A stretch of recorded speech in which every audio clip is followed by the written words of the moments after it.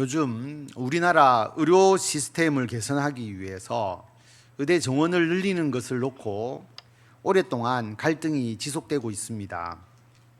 생명을 다루는 그리고 우리나라 의료의 기반이 되는 의료 체계가 제대로 유지되고 더 발전되어야 하는 것은 너무나 당연합니다. 그런데 그 방법을 두고 정부와 의료 전문가와 병원과 의사와 그리고 앞으로 의사가 될 사람과 환자가 모두 의견이 다릅니다. 그래서 아직도 원만한 해결 방법을 찾지 못하고 있습니다. 우리 몸이 건강하게 유지가 되기 위해서는 병에 걸리거나 몸이 약해질 때에 치료를 잘 받아야 합니다. 의료 체계가 잘 갖추어져 있어야 하는 것은 너무나 당연한 것이죠.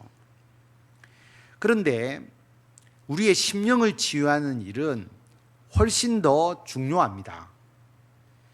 육체를 치료하는 시스템을 두고서는 온 나라가 들썩이는데 사람의 심령을 어떻게 치유할 것인가에 대해서는 대부분 무관심합니다. 그래서 아직도 사람들이 전보로 다니고 무속신앙을 신봉하고 운세를 보고 그렇지 않으면 될 대로 되라 그런 식으로 살아갑니다.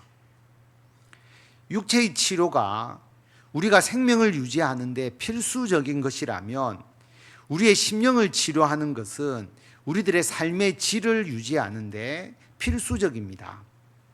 몸은 건강한데 늘 불행하다는 생각에 사로잡혀 있고 늘 불평, 불만과 낙심과 낙담하면서 산다면 그게 진정 건강하다고 할 수 있을까요?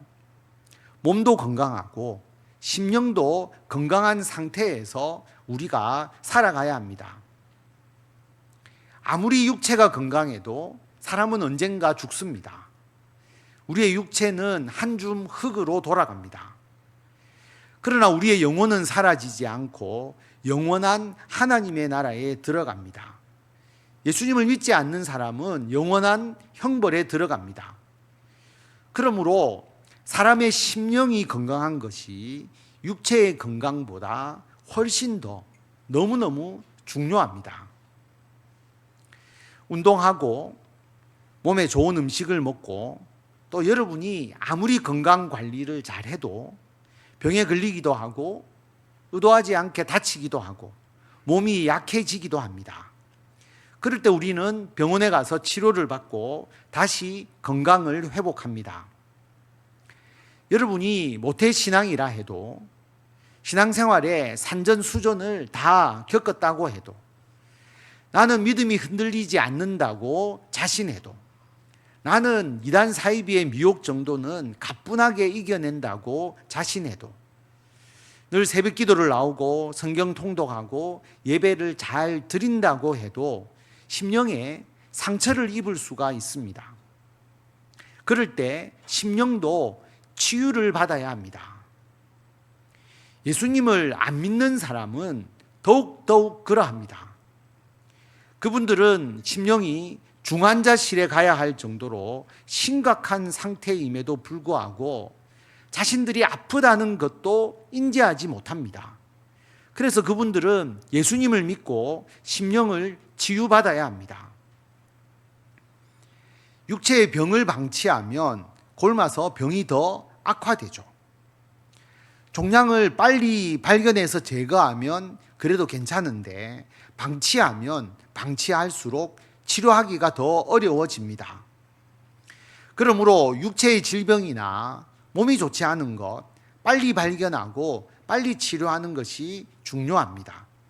마찬가지로 심령의 치유도 더 악화되기 전에 빨리 치료받는 것이 중요합니다. 육체가 병이 들면 나중에 심각하게 되면 몸을 움직일 수가 없죠. 더 심해지면 목숨을 잃습니다. 심령이 병들어지면 하나님의 일을 하지 못하게 되죠. 더욱더 심해지면 하나님에 대한 믿음조차 잃어버립니다. 그러므로 우리가 몸의 병을 대수롭지 않게 생각하고 방치하지 않아야 하고 몸 관리를 잘 해야 하죠. 마찬가지로 심령의 상처를 대수롭지 않게 생각하고 방치해서는 안 되고 심령을 치유받아야 합니다. 그럼 어떻게 우리가 심령을 치유받을 수가 있습니까? 우리의 마음과 우리의 영혼과 우리의 심령이 치유되는 곳은 오직 교회입니다. 교회를 통하지 않고서는 치유의 역사가 이루어지지 않습니다. 우리가 몸이 아플 때에 병원이 아닌 곳에서도 병을 고칠 수가 있죠. 무허가 무자격인 사람이 민간요법을 통해서도 병을 고칠 수도 있습니다. 그런데 우리가 아플 때 병원에 가는 이유가 무엇입니까? 병원은 의료체계가 잘 갖추어져 있고 객관적이고 검증된 신뢰성 있는 치료를 행합니다. 심령을 치유하는 것도 오직 교회입니다. 개인이 기도해서 스스로 치료한다, 또는 어떤 사람은 기도원에 간다. 물론 그런 방법을 통해서 심령이 치유되는 경우도 있겠지만 하나님의 말씀으로 검증되어 있고 객관적이고 가장 올바르고 신뢰성 있는 치유를 행하는 것이 교회입니다. 그럼 하나님께서 어떻게 교회를 통해서 우리의 심령을 치유하시는지를 오늘 말씀을 통해서 하나하나 살펴보도록 하겠습니다. 오늘 말씀 12절에 보면 하나님께서 너의 상처는 고칠 수 없고 너의 부상은 중하다. 너의 송사를 처리할 재판관도 없고 너의 상처에는 약도 없고 처방도 없다. 이스라엘 백성들이 심각한 질병에 걸렸음을 알 수 있습니다. 약도 없고 처방도 없는 병, 불치병이라고 하죠. 근데 여러분, 이 상처와 이 병은 육체의 병이 아닙니다. 심령의 병입니다. 이스라엘 백성들이 우상 숭배를 행하고 하나님의 말씀을 따르지 않았습니다. 그리고 강포와 착취와 억압과 부정, 하나님께서 분명히 율법에서 금하시고 이것은 죄다라고 하신 것을 행했습니다. 하나님을 의지해야 되는데 애굽을 의지해서 애굽이 우리를 도와줄 것이다. 나라의 어려움에서 애굽의 힘을 통해서 벗어나려고 했습니다. 그래서 하나님께서 바벨론이 유다를 침략하게 하셨죠. 유다가 바벨론에 의해서 멸망을 당하고 많은 사람들이 바벨론으로 끌려갔습니다. 하나님의 심판을 받은 것이죠. 그들의 죄 때문에 너무나 당연한 심판을 받았습니다. 분명 하나님께서 경고하신 것인데도 하나님의 말씀을 따르지 않아서 생긴 것입니다. 이것은 이스라엘 백성들의 잘못이죠. 그래서 이스라엘 백성들은 바벨론에 의해서 나라를 잃었습니다. 나라를 잃은 백성이 되었습니다. 다른 나라에 끌려가서 포로가 되어서 거기서 생활을 합니다. 예루살렘 성문은 불타고 성벽은 무너지고 다른 사람들이 마음대로 들어와서 약탈합니다. 배고픔이 계속되고 삶이 너무 비참하게 되었습니다. 정말로 뼛속 깊이 느끼는 심령 깊숙이까지 파고드는 진짜 고통과 아픔입니다. 성도 여러분, 치유의 첫 번째 단계는 아픔을 느끼는 것입니다. 이스라엘 백성들에게는 배고픔, 중노동으로, 강제 중노동으로 인한 육체의 고통, 억압과 광포로 인한 아픔, 물론 하나님의 심판을 받을 수밖에 없는 죄를 범해서 마땅히 겪어야 할 것이지만 겪어보니까 너무나 아픕니다. 몸이 아프고 생활이 고된 그 고통뿐만 아니라 마음도 아픈 것이죠. 죄책감과 후회, 그때 하나님 말씀 들을 걸, 우상 숭배를 그때 안 할 걸, 그때 선지자의 말을 듣고 죄악에서 떠날 걸, 불순종의 대가를 크게 겪으면 겪을수록 어마어마한 후회가 자신을 압도합니다.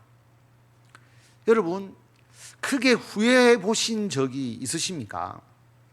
투자를 했는데 돈을 잃었다든지, 순간 선택과 판단을 잘못해서 크게 손해를 입었을 때, 내가 잘못해서 무슨 사고가 났을 때, 뭔가 나쁜 일이 있었는데 그게 나로 말미암았을 때, 그 잘못으로 인한 결과로 고통과 아픔이 지금도 계속된다면 그 고통과 아픔이 계속되는 동안에는 계속 후회하고 죄책감에 사로잡히기가 쉽죠.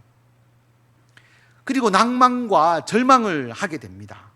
나라를 잃고 바벨론으로 끌려왔고, 배고프고 약탈과 폭력에 시달리는데 이걸 해결할 방법이 없는 겁니다. 어떻게 바벨론으로부터 벗어날 수 있습니까? 어떻게 나라를 되찾을 수 있습니까? 불가능이죠. 미래가 보이지 않습니다. 앞이 캄캄합니다. 그래서 하나님께서 너의 상처는 고칠 수 없다. 너의 부상은 중하다. 너의 송사 처리해 줄 재판관도 없고 너의 문제를 해결해 줄 사람이 없다는 것이죠. 너의 상처에는 약도 없고 처방도 없다.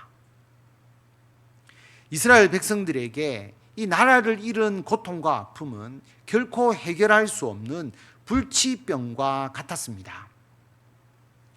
너를 사랑하던 자가 다 너를 잊고 찾지 않는다.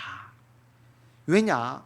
너의 악행이 많고 너의 죄가 많기 때문에 나는 너의 원수에게 행할 그 고난을 너의 죄 때문에 너가 받게 하고 너에게 잔인한 징계를 내렸다. 이스라엘 백성들이 바벨론에 의해서 멸망을 당했잖아요. 그러니까 다른 나라 사람들이 멸망당한 백성과 가까이 하지 않으려고 하는 것이죠. 다 떠나갑니다. 그런 고통과 아픔, 마땅히 이스라엘 백성들이 받아야 할 죄의 대가를 치른 것이죠. 하나님의 징계입니다.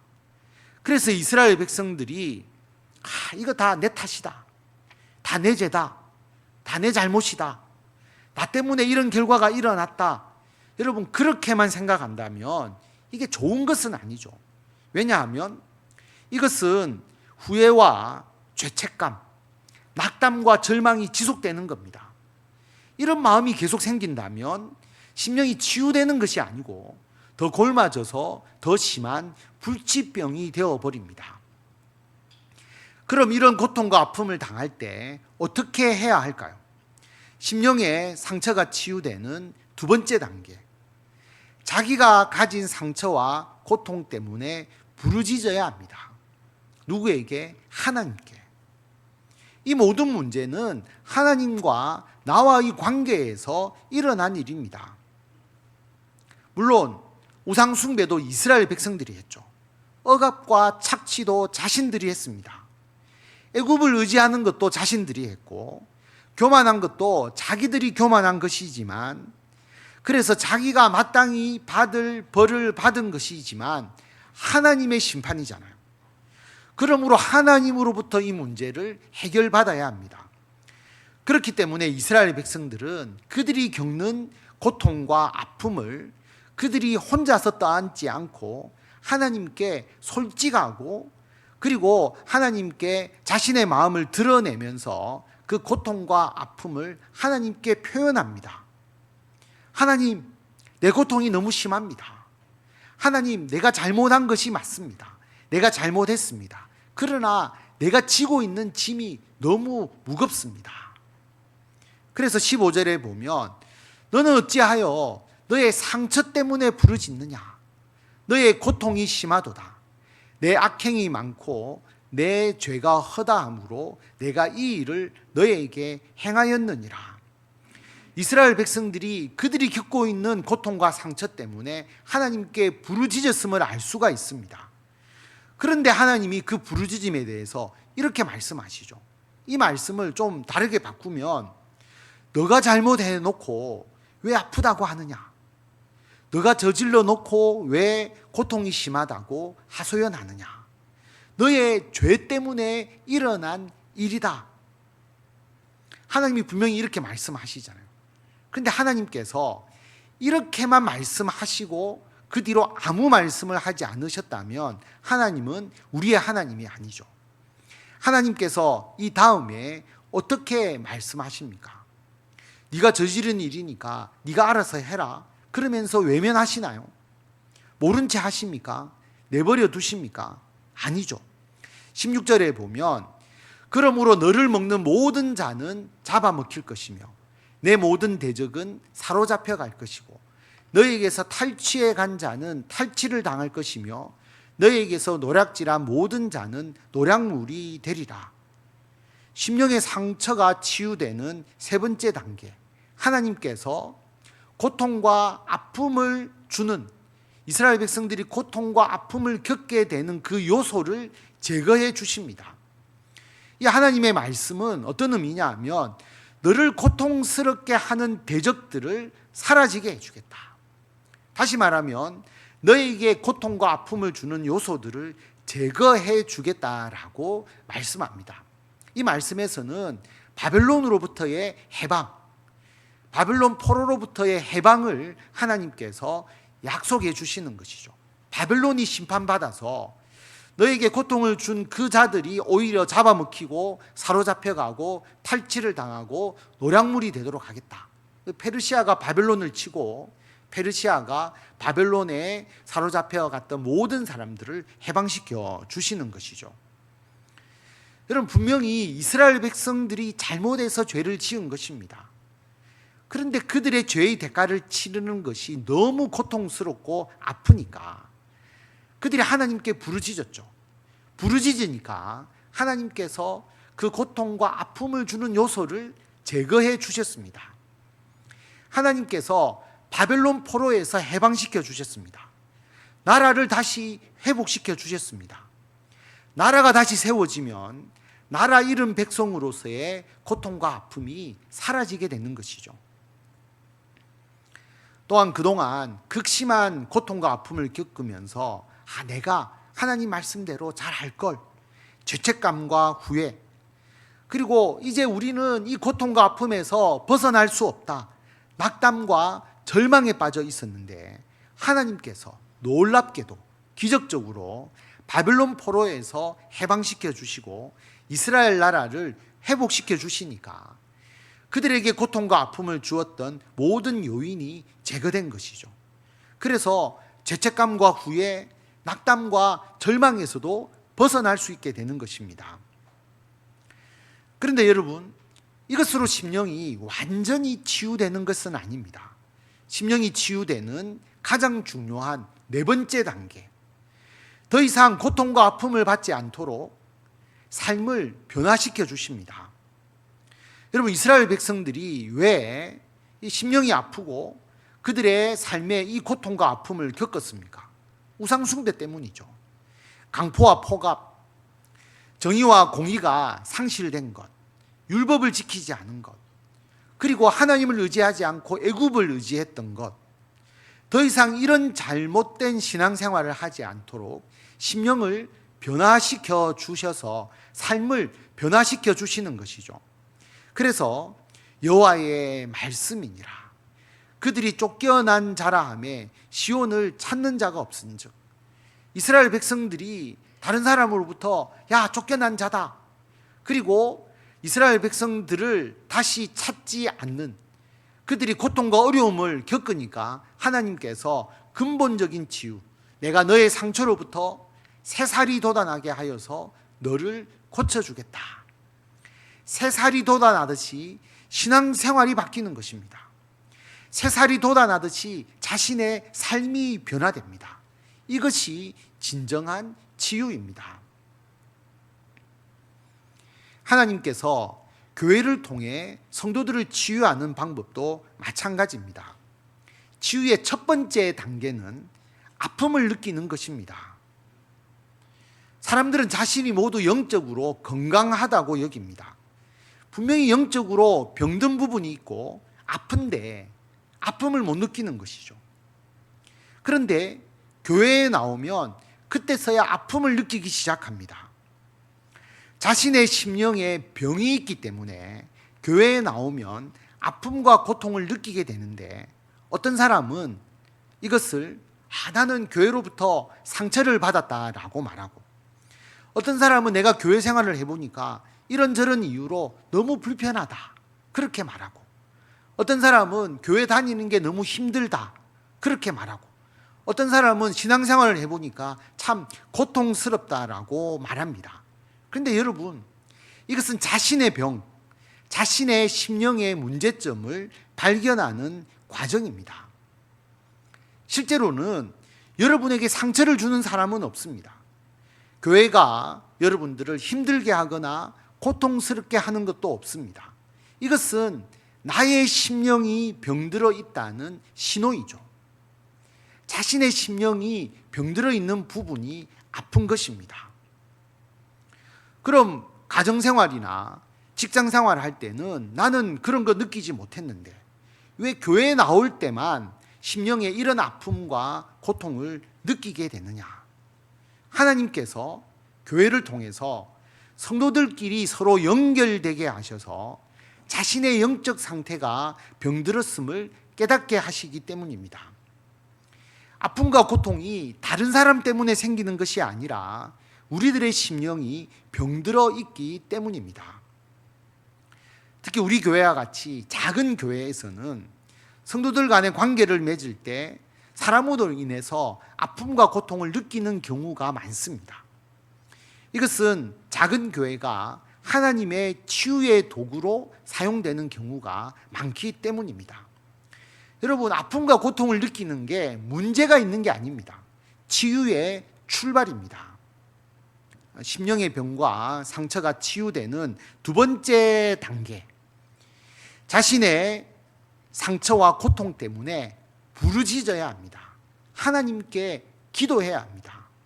하나님, 교회에 나와 보니 신앙생활을 하니까 직분을 맡으니까 마음이, 심령이 아픕니다. 고통스럽습니다. 그 이유는 저의 심령이 병들었기 때문입니다. 내 마음과 심령에 문제가 있기 때문입니다. 이 고통과 아픔에서 벗어나게 해 주십시오. 다른 사람 때문에 내가 아프고 고통스럽다, 그렇게 생각하면 절대로 그 병을 고칠 수가 없습니다. 치유가 되지 않습니다. 고통과 아픔을 피해서도 안 됩니다. 환자가 치료받아 보니까 너무 아프고 고통스럽다고 병원 치료를 거부하고 병원을 떠나는 것과 같습니다.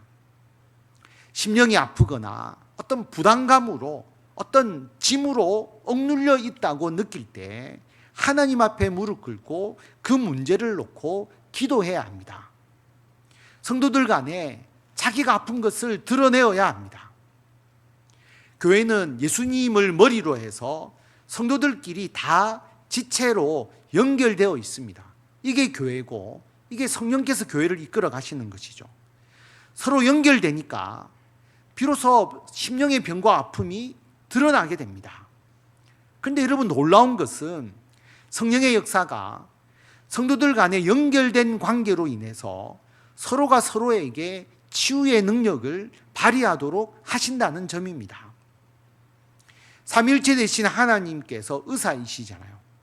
성도 한 사람 한 사람이 우리가 환자인데 우리가 또 간호사도 되는 것입니다. 내가 아파서 다른 사람으로부터 치유의 성분을 받는데 나도 아픈데도 불구하고 다른 사람에게 나도 치유의 성분을 주는 것이죠. 이게 어떻게 가능하냐? 예수님이 우리 교회, 이 땅의 교회의 머리가 되시고 우리 모두가 지체로서 연결되어 있기 때문에 이 연결된 지체를 통해서 성령께서 역사하시기 때문에 가능한 것입니다. 내가 다른 사람에게 어떤 아픔을 주는 것 같은데 또한 다른 사람으로부터 내가 치유의 성분을 받고, 내가 다른 사람으로부터 아픔을 받는 것 같은데 또한 다른 사람으로부터의 치료의 성분을 받습니다. 그렇게 우리가 하게 되면 심령이 치유되는 세 번째 단계로 하나님께서 고통과 아픔을 주는 요소를 제거해 주십니다. 매주 교회 나오는 게 너무 힘듭니다. 그러면 하나님께서 한 달에 한 번 정도 나오게 하실까요? 1시간 예배에서 내가 집중해서 그렇게 예배 드리기가 너무 힘듭니다. 그러면 예배가 더 재미있게, 어떤 시각적으로 더 화려하고 웅장하게 바꿀까요? 어떤 사람이 나에게 상처를 준다. 그럼 그 사람 교회 안 나오게 하는 것이 맞을까요? 교회에서 주방 봉사를 하고 교회에서 여러 가지 봉사를 하는 게 너무 힘들다. 그럼 그 봉사를 다 없애버리면 될까요? 그게 아니잖아요. 하나님께서 어떻게 그 고통과 아픔의 요소를 제거해 주시느냐 하면 한 달에 한 번이 아니라 매주 교회 나오고 새벽기도, 수요 예배, 금요 기도에 나오는데 힘들지 않도록 우리들의 심령을 바꾸어 주시는 거죠. 그렇게 환경을 바꾸어 주시는 겁니다. 예배가 따분하다, 집중이 안 된다, 말씀이 귀에 안 들어온다. 그런데 똑같은 예배였는데 예배가 은혜가 풍성하고 능력 있는 예배로 나에게 다가오도록 바꾸어 주십니다. 똑같은 사람이 신앙생활을 합니다. 과거나 지금이나 달라지지 않았는데 이제 어떤 사람의 말이 더 이상 상처가 되는 말로 여겨지지 않는 겁니다. 똑같은 봉사를 행하는데 이제는 그 봉사가 짐이 아니라 즐겁게 여겨지는 것이죠. 하나님께서 고통과 아픔의 요소가 싹 사라지게 하십니다. 교회를 다니는데 고통과 아픔을 느끼고 무거운 짐이 짓누른다는 인식이 사라집니다. 우리 교회 대부분의 성도들이 이 세 번째 단계에 이미 이른 것이라고 생각을 합니다. 그런데 심령이 완전히 치유되는 가장 중요한 네 번째 단계, 더 이상 고통과 아픔을 받지 않도록, 느끼지 않도록 심령을 하나님께서 변화시켜 주십니다. 그래서 삶을 변화시켜 주십니다. 오늘 주제 말씀이잖아요. 여호와의 말씀이니라. 내가 너의 상처로부터 새살이 돋아나게 하여 너를 고쳐주리라. 새살이 돋아나게 하십니다. 이것은 심령이 건강하게 바꾸어 주시는 것이죠. 여러분, 이스라엘 백성들이 바벨론 포로에서 해방되고 난 이후에 그들이 배고프지 않았을까요? 힘들지 않았을까요? 아닙니다. 바벨론 포로에서 해방되고 난 이후에 예루살렘에 돌아와서도 여전히 배고프고 여전히 사는 게 힘들고 여전히 육체적으로는 피곤하고 어려움과 고통이 있었습니다. 그런데 여러분, 그 고통과 아픔 속에서도 더 은혜와 감사와 능력이 충만했습니다. 어떻게 이게 가능했을까요? 하나님 나라 이스라엘 재건이라는 비전을 품었기 때문입니다.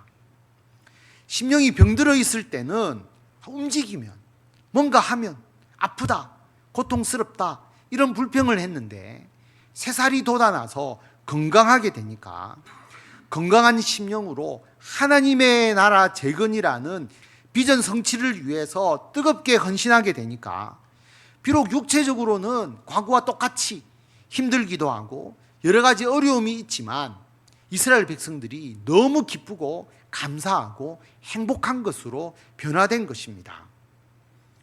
성도 여러분, 교회는 하나님 나라 확장의 도구입니다. 우리는 하나님 나라 확장을 위해서 부름받은 하나님의 성도들입니다. 우리가 세상 속에서 빛과 소금이 되어서 전도를 하고, 그리고 교회에서는 교회로 나오는 사람들을 하나님의 용사로 양육하는 사명을 감당합니다. 목회자가 하는 것이 아니라 우리 예수님이 머리가 되시고 우리 모두가 지체로서 연결되어서 서로에게 영향을 끼치면서 같이 치유되고 같이 이 사명을 감당하고 있는 것이죠. 그래서 이 비전을 품게 되면 내가 겪는 고통과 아픔이 먼저가 아니라 내가 다른 사람을 섬기고 다른 사람을 위해서 봉사하고 하나님의 나라를 위해서 헌신하는 것이 더 우선시 됩니다. 하나님이 나를 맷돌로 쓰시든지 호미로 쓰시든지 곡괭이로 쓰시든지 여러분, 그 도구는 고통과 아픔을 겪게 됩니다. 그런데 그게 전혀 문제가 되지 않습니다. 여러분, 맷돌이 부딪히면서 곡식을 갈잖아요. 그런데 맷돌은 고통과 아픔이 있겠죠. 그런데 그게 문제가 아니라 곡식을 제대로 갈아서 다른 사람을 먹이는데 기쁨을 느낍니다. 호미와 곡괭이가 돌뿌리에 부딪힐 때에 그 고통과 아픔에 대해서 불평하는 것이 아니라 하나님의 손길에 의해서 땅을 파는 일을 하는 것에 오히려 감사와 보람을 느끼게 됩니다. 심령의 병이 치유되고 새살이 돋아나면 이러한 신앙생활, 이러한 삶으로 변화되게 됩니다. 교회를 통해서 끊임없이 심령이 치유되고 회복됨으로써 하나님의 도구로서 하나님 나라를 위한 일에 열심을 다하시고 항상 기쁨과 감사와 능력이 충만한 성도 여러분이 되시기를 바랍니다.